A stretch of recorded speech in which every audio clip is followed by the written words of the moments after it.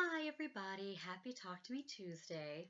So I am coming this week from my bedroom because I am working on a stenciled shirt and that's where I'm working on the shirt. So I'm taking a break waiting for one layer to dry and am gonna make this video. So let me adjust this a little bit. There's some glare.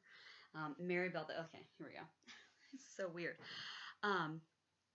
So it's been a couple weeks. I haven't had a whole lot to show. It's been really busy, as I'm sure we can all attest. But so a couple things. I'm really glad that Vicky Baggins got her package. Yay, package!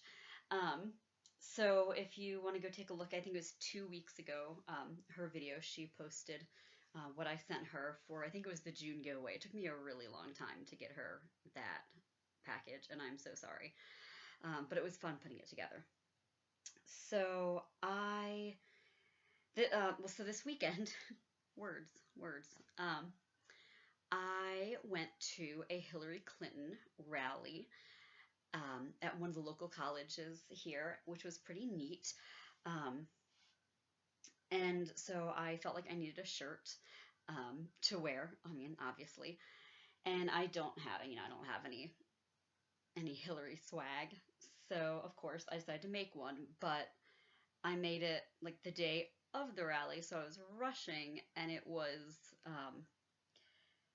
yeah, it turned out meh. There's a lot of smudges on it, but whatever. So if you follow the debates, the presidential debates, and if you watch the third one that aired, last week, one of Trump's wonderful lines was, "Oh, what a nasty woman." So I decided that I needed a proud to be a nasty woman shirt. And obviously this is backwards because, the camera. It looks okay when I show it to the camera like this, but you can see there's all these smudges. I was going too fast with the sponge, got it on my hands and touched, whatever.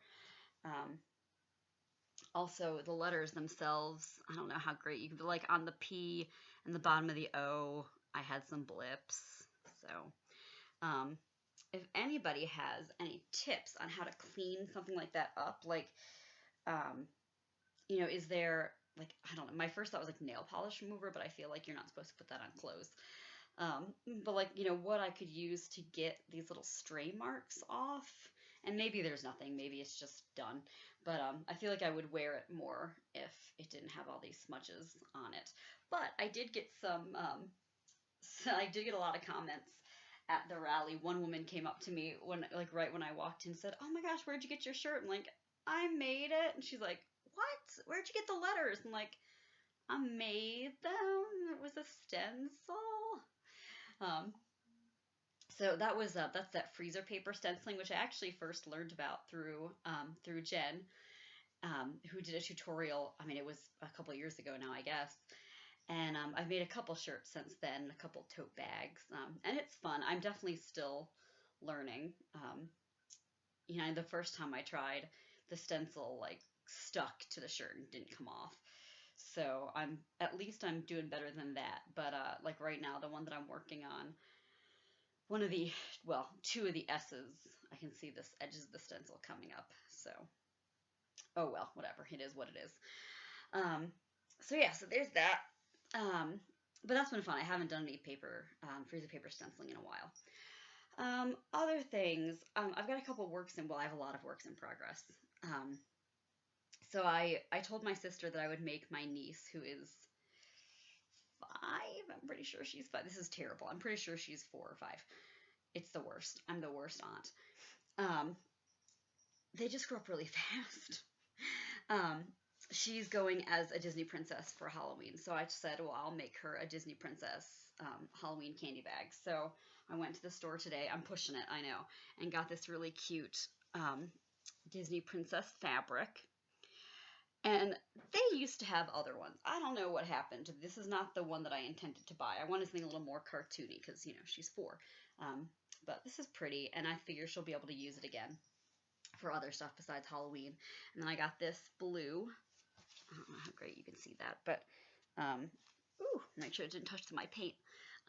It's got a little kind of like a pinwheel pattern sort of on it. The color's not showing up great here because of my lighting, but it's a really pretty like light turquoise.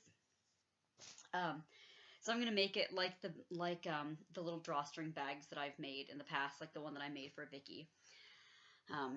So there's that, and then also there was some really cute BB-8 fabric on sale for $2 a yard, and so I had to pick some up because it's really cute, and I figure I'll find something to do with it because it was cute and cheap.